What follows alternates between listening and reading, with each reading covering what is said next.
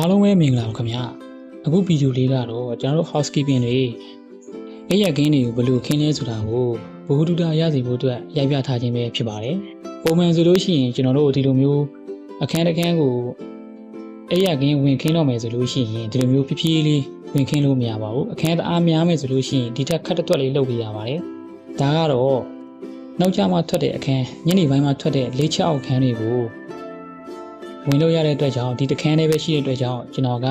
ဘ ഹു တုဒရစီဖို့အတွက်ဖြည်းဖြည်းချင်းလုပ်ပြီးတော့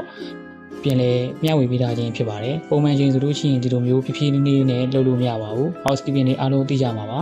အခန်းများရင်များသလိုခက်တွက်လေးလုပ်ရတာပါဒီလိုဖြည်းဖြည်းလေးတာလေးလုပ်နေလို့ရှိရင်ကျွန်တော်တို့အချိန်နောက်ကျပြီးတော့သမင်းစားနားတာတွေအခန်းတွေတအားများပြီးတော့တအားနောက်ကျတာတွေဖြစ်သွားနိုင်လို့ပါကျွန်တော်တို့ဟိုတယ်ကအခန်းပေါင်း80ရှိပါတယ်လူပေါင်းကတော့6ယောက်ပဲရှိပါတယ်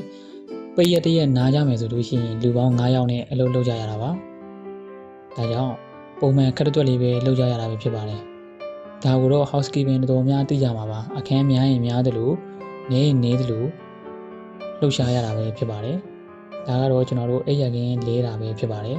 ဒါကိုအပြင်ကဆောင်းကို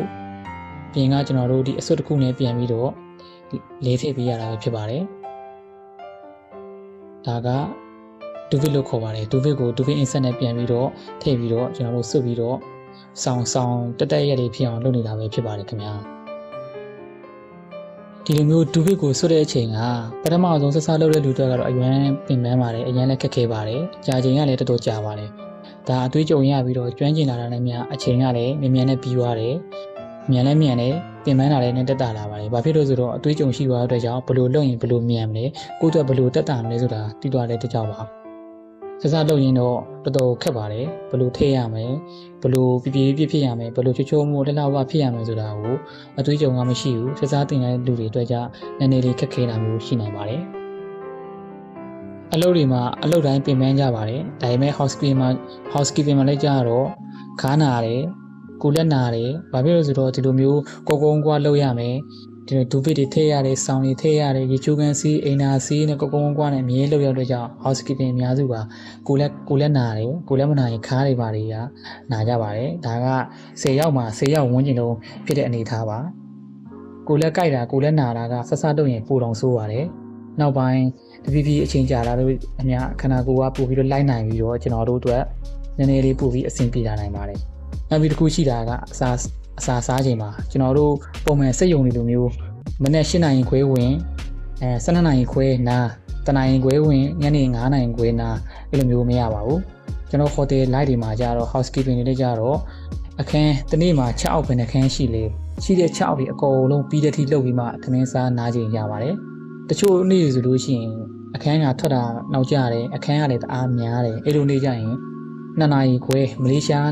ချိန်ပေါ့မလေးရှားနိုင်ငံရဲ့အချိန်2နာရီခွဲတခါကျရင်3နာရီမှတ်တင်လောက်ထိဖြစ်သွားတာမျိုးရှိတယ်တခါကြလို့ရှိရင်အခန်းများတယ်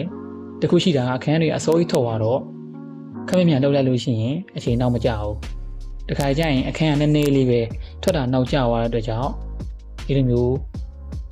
အချိန်နောက်ကျပြီးတော့သမင်းစားရတာမျိုးရှိတယ်ဒါကကျွန်တော်တို့ housekeeping တွေရဲ့အားနည်းချက်ပေါ့ပုံမှန်သမင်းစားချိန်မရှိပါဘူးဒီအိပ်ရခင်းရဲ့အောက်ဆုံးနားလေးမှာခင်းထားတဲ့အလှပခင်းထားတဲ့အမဲရောင်လေးကိုတော့ bed runner လို့ခေါ်ပါတယ်ဒါဟိုတယ်တိုင်းမှာတုံးတဲ့အဝတ်အစားလေးတစ်ခုပေါ့နော်အလှပမှာတုံးတာပါတချို့ကတော့ဟိုတယ်မှာမတည်ဘူးတဲ့လူတွေဆိုလို့ရှိရင်တွေ့ပြီးမှာပါဟာသားလောက်လာကြတာစောင့်ထင်ပြီးတော့ဒီအမဲရောင်စားတွေအယောင်ကတော့မျိုးရှိတယ်အစင်မျိုးရှိတာပေါ့ဒီကောင်တွေကိုစောင့်လို့ထင်ပြီးတော့ခြုံနေကြတဲ့လူတွေတွေ့ဘူးကြမှာပါဒါလေးကတော့ bed runner လို့ခေါ်တဲ့အစပဲဖြစ်ပါတယ်